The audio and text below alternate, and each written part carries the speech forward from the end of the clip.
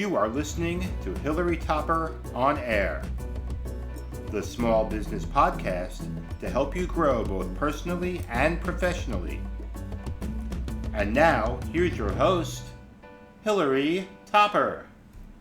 There are more than 43 million people ages 12 and up who suffer from substance abuse across this country. With these startling statistics, you probably know at least one person who has struggled in your family or one of your friends' families. The crisis has hit my family, so this topic is near and dear to my heart. Trying to combat substance abuse is crucial. It really impacts all of us. It involves treating those affected and preventing future cases through education, awareness, and support. I'm Hilary Topper, and this is Hilary Topper on Air. Today, we have Paul Vecchione, President and CEO of Long Island P.R.E.P. And welcome, Paul, to the show. Hi, Hilary. How are you? So, share with us a little bit about your background and what inspired you to start Long Island P.R.E.P. Can you actually tell us what P.R.E.P. stands for? Of course, it's Prevention Resilience Enrichment Program. So we say Long Island P.R.E.P for short. You know, when I was Correct. creating this company, I probably should have like taken the geographic part out of it, made it a little shorter. But yeah, it was about 6 or 7 years ago when I decided it was time to use my experience and use what I've observed, as an educator with kids, with the teenage population. I'm a teacher here on Long Island for the last 20 years. And like you said, the substance abuse and the mental health crisis is kind of ravaging communities across the United States, and it's no different here on Long Island. So, as a secondary, educator, I kind of observed a lot with either with students or their families. I mean, I can unfortunately count on both hands how many students I've lost to, either suicide or overdose. Um, Student former students, and their families as well. So I kind of saw what was going on with it, and decided that, hey, I've seen a lot and I've observed a lot, and I can really use my experience and my observations to kind of help alleviate the problem in terms of kids and the teenage population. So, Paul, tell us what your core philosophy is behind Long Island Prep. Yeah, sure. So, I've done a lot of research. Once I decided to make Long Island Prep a reality, I started learning a lot about addiction and mental health and addiction and drug abuse are brother and sister. They kind of go hand in hand, right? So one is the cause of the other, and vice versa. So I did a lot of field work, and I attended a lot of AA meetings, NA meetings, GA meetings, and really observed and talked to a lot of people in the field. And what I found basically was, once people are addicted to drugs, it's probably one of the hardest things to come off of. Once people kind of fall victim to addiction, treatment is certainly effective and possible, but I found the best way to address these issues was to never come to a point where people are addicted. Maybe we get them beforehand for prevention. We send them down the right road first. And to do that, you have to start with young kids. You have to start at kindergarten, and you have to, follow this idea of prevention all the way through, especially through their early teen years when a lot of addiction and substance abuse take shape. Yeah, that's great. Yeah, it seems like once they hit middle school, it's just Yeah, could middle could school. go downhill from there, Yeah, right? middle school is that sweet spot. I think the end of seventh, eighth grade. That's when it's really Mhm. super important because listen, all kids are going to experiment. all kids are going to, kind of see what's out there. And, I think teenagers engage in risky behaviors anyway. But what we want to do is make sure there's education, intervention, prevention, and awareness for the kids and for parents and for educators. So that, I think for us, our whole thing is knowledge is power. When we know what's out there, we know how to identify it and kind of nip it in the bud before it, gets down to where we don't want it to be, basically. Yeah. Well, before we get into, some specifics about PrEP, talk to me a little bit about what is happening. Is it like that these kids or young adults or 20 somethingers are using prescription drugs and getting addicted to them? Or is it illegal drugs? Or is it a combination of both? Yeah, so listen, drugs and alcohol have been around for millennia. There's always been, you can go back to ancient times with alcohol and certain drugs. So it's like, well, now why in the 21st century are we really experiencing this kind of crisis? And like I said before, it goes back to the mental health, the emotional state of a lot of our kids is worse off today, I think, than it's ever been, recently. So the prescription drug crisis began in the mid 90s, right, with the opioid crisis, with OxyContin and the overprescribing of these drugs. And what happens, what happened with that is once the government kind of got keyed into the fact that there are these big pharmaceutical companies and doctors pushing these drugs on people, they addicted a generation of people, and it caused hundreds of thousands of of deaths on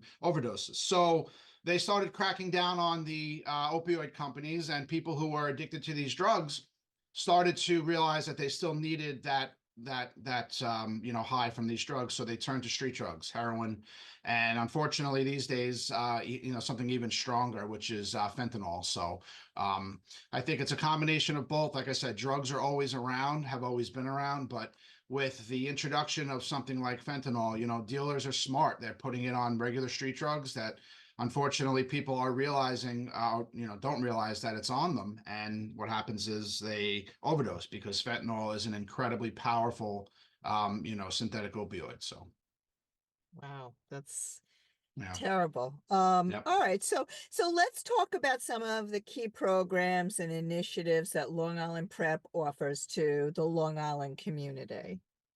Sure. So like I was saying before, I think the key to this is education, and education, intervention, awareness, and prevention. So we kind of approach it from three different angles. I think kindergarten through 12th grade, prevention education in our schools, giving the kids all kinds of tools for self-esteem and confidence, family values, community values, things like that. Certain effective strategies to stay off of drugs as they grow up is part one there. Part two is educating the parents and the teachers, because I found, again, as a teacher, there's a big gap between what teachers know that's happening with a student at school and what parents know at home. So we want to try to fill that information gap so that if there is a child struggling, parents can identify it, get them help, or a teacher can identify it, notify the parent, and get them help. So it's all about closing this gap between what parents and teachers know. And then we've developed a really comprehensive intervention program. I have a special education background, so there's a process. I'm not sure where you are in the country, but here in New York, there's a process called the IEP process for students with disabilities. So basically, they identify, an academic problem, and they intervene, with the teachers and the school psychologist to put that kid on a plan to intervene and get their academics in line. Well, we kind of took the same approach, but we do it with social emotional learning and, substance abuse prevention. So if there's a child struggling at the age of 12, we kind of get them on a plan with a team of people, their parents, their teachers, their school psychologist, their coach, anybody who's involved in that child's life, to kind of figure out what the issue is and set them on a plan for success, intervention plan, with positive alternatives to drug abuse and strategies for, improving their self-esteem and confidence so that they can make better decisions. So it's a lot, but it's a three-pronged approach to really kind of hit it from all angles, because those are the things that I noticed throughout my time as a teacher that were missing. So I tried to really kind of fill those cracks. Oh, absolutely. I mean, I think that a lot of students do suffer from self-esteem and confidence issues. I mean, that seems like it's been like that through the years, right?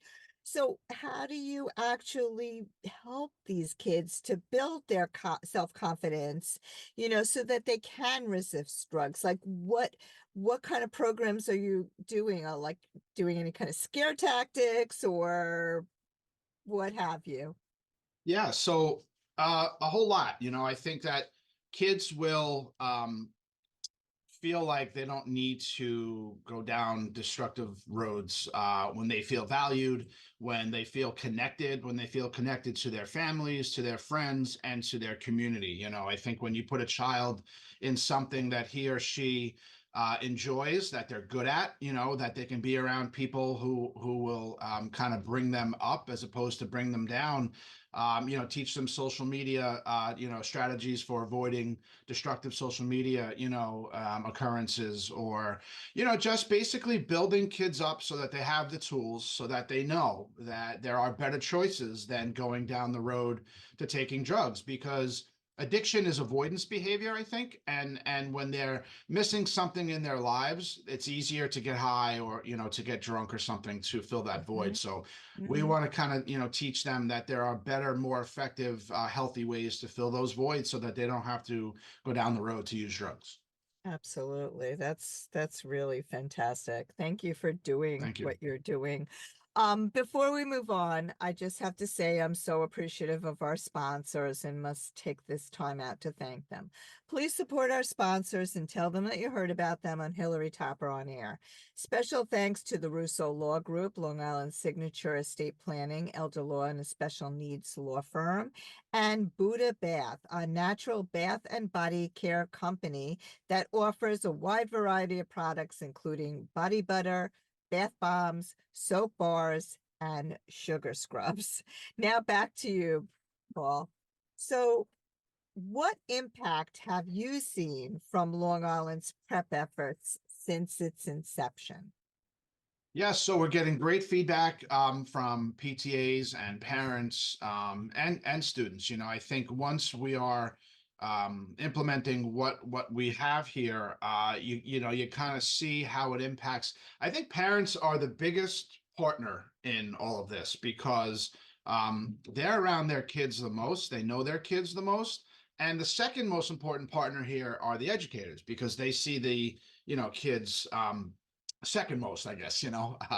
So when you see what, the professional development that we're providing for the teachers, or the community awareness seminars and workshops that we're providing for the parents, parents really appreciate that we're in the trenches with kids and we know the issues. So when they understand what's happening and they have the information, it's like their whole world has lit up to these, things. I mean, rather than burying their heads in the sand, when they're actively involved, and when we can give them the information they need to be actively involved, it really does make a difference. So we're getting great feedback from that. And, we really want to continue doing that, because we have a lot of kids out there who need a lot of help. Absolutely. A lot of kids. So, can you share some success stories or memorable moments that stands out in your work with Long Island Prep? Sure. So I want to say last spring, so the spring of 23, we did a bunch of seminars out on the east end of Long Island. We were in Holtzville, we were in Half Hollow Hills, and there was one instance where I was kind of up there doing our thing with the presentations and the workshops, and one parent just kept raising her hand, and I mean raising her hand. You could see that she was really listening and really learning about what she needed to know and what she was there to learn. And she kind of, after the presentation was over, she pulled me to the side and we had about a 45-minute conversation. She told me all about her daughter, how she's struggling with, the social media and the bullying, and she had some, self-esteem and self-image, issues. So just kind of being on the ground with parents who are, you know, experiencing this with their children and really kind of giving them some avenues to explore, to help them, to give them hope. I think the you know, the biggest thing here is hope, giving parents and students the idea that, hey, you might be struggling, but there's a way out of this and we can help you get you there, you know. So I think just connecting with you know, parents on the ground and you know, having those kinds of conversations. And I've actually heard back from her, I guess about 6 weeks ago or so, and she told me she had gotten her daughter help and she's doing better. So, I mean, that's what we're trying to do. We're trying to get to the core of the problem, get to the ground, on the ground with parents, and you know, really kind of help them out for that part of you know, what they're struggling with. Also, there's a group of alternative school students that we helped with the curriculum in a local community here, where we got all kinds of positive feedback with all the things that we, you know, offer with Long Island Prep in terms of how it helped kids. Like, with, you know, one of the things, some girl emailed me that she's still journaling, which is a really good way to improve your mental health. The exercise piece of it, you know. So I mean, there's so much we're doing to help kids, you know, and parents, that it's really making a difference, that I just could not be more, you know, proud of That's what we're actually able to do, you know. so, so awesome.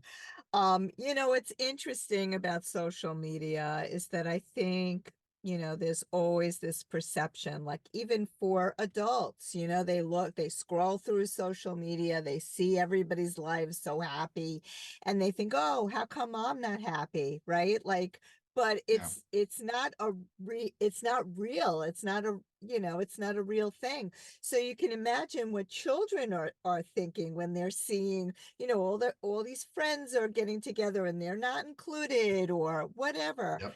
you know. And it's really, really difficult, you know, to combat that.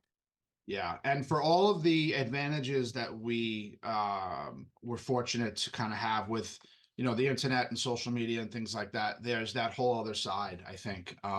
You know, when we were kids growing up, it was, we're outside and the street lights, you know, told us it was time to go home, and there was, you know, Right. FaceTime and you know, communication, and FaceTime was you know, in person. I think social media has changed that for kids. And I think it was Dr. Phil who said it on one of these shows that I just heard. But you know, in 2008, 2009, when the iPhone really kind of hit the market and you know, you know, became available, kids stopped talking to one another and started watching one another. You know, like you said, on the social media, you know, platforms. So I think, you know, too, when bullying took place when we were kids, it was okay. Maybe it happened on the bus to school or in the sandbox or at lunch, but then kids went home and it stopped. You know, they had a break from it before they had to maybe experience it the next morning. Now with social media, it's 24/7, and it's you know, it's permanently somewhere where they can always look back and see a comment that may have hurt them. So it's really just this, you know, this onslaught of you know, things that happen because of social media that have changed this entire paradigm. So one of the things we do is educate kids and parents on, you know, safe strategies for using social media, safe strategies for being involved in the, you know, internet world, because it can obviously have devastating impact if not, you know. For sure.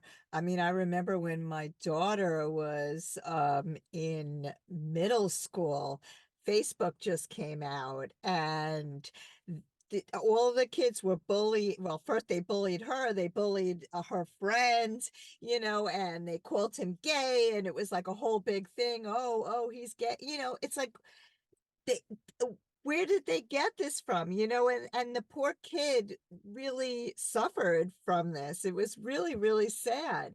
So, you know, and I know this is still happening today. But you're right, like through education and collaboration, we could make a change here. Yeah. So talk to us a little bit about the collaboration with the schools, parents, and community organizations. Like, how do you get involved with this, and you know, really get the word out to them?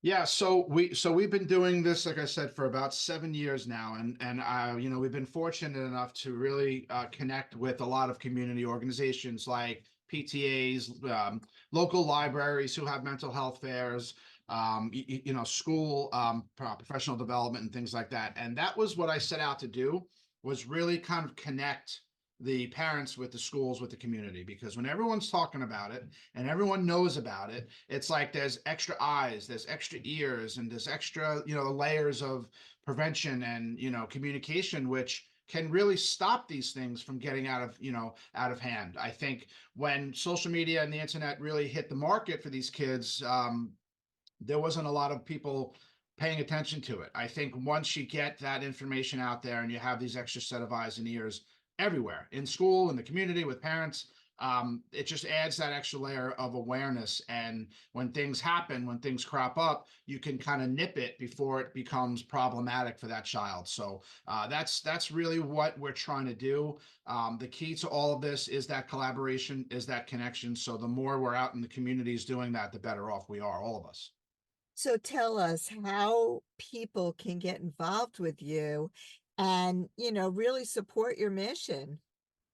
Yeah, thank you. So we obviously have a website. We have we're on the internet. We have social media, but longislandprep.org is where you can figure out the best way we can service you. We do a lot of things in the communities. We work with schools. We want to get kind of helping teachers and parents make that connection, like we were saying, and we want to be able to help kids from the start. So our curriculum for schools starts with kindergarten, goes all the way to 12th grade. So what we're trying to do is partner with schools to integrate that, as well as our intervention program. So we can tell people all about it. We can come and speak to you. We can speak to you over the phone. We can do it via email. But we are all over the internet, and the best way to reach us is longislandprep.org.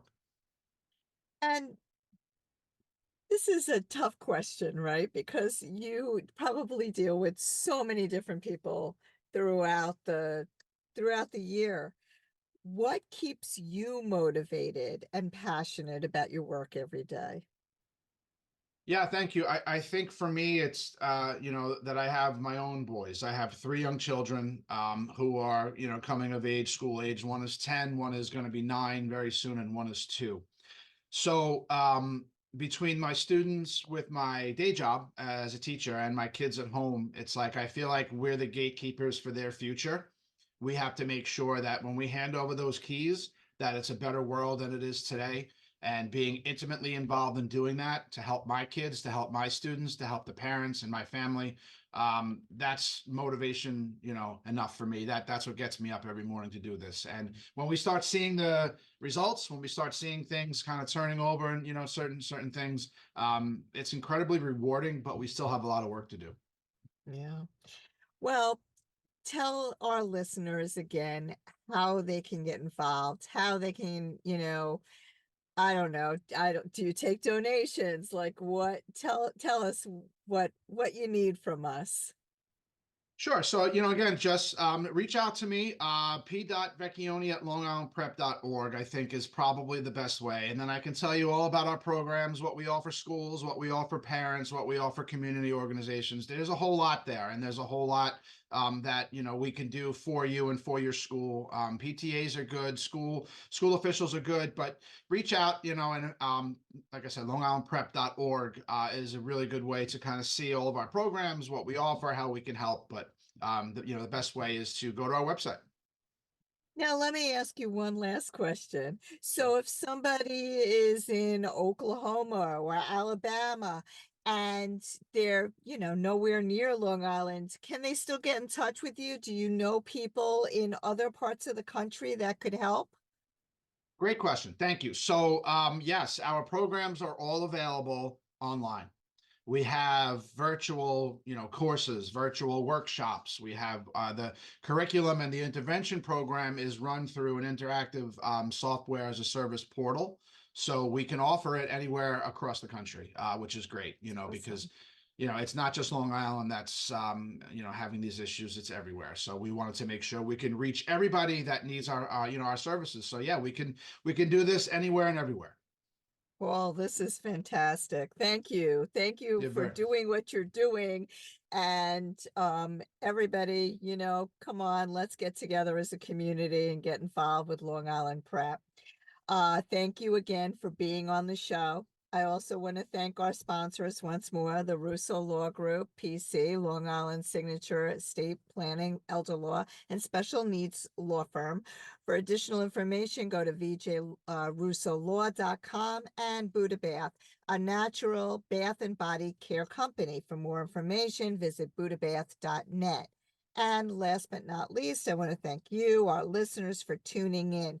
I will have information on the blog site and where you listen to your podcasts on the show, so you can reach out to Paul directly. And again, the information is hilarytopper.com, or you can find us on Spotify, iTunes, Google Play, Apple Podcasts, you name it. We're out there. We're even on Amazon Alexa. Have a great week, and we'll see you next time.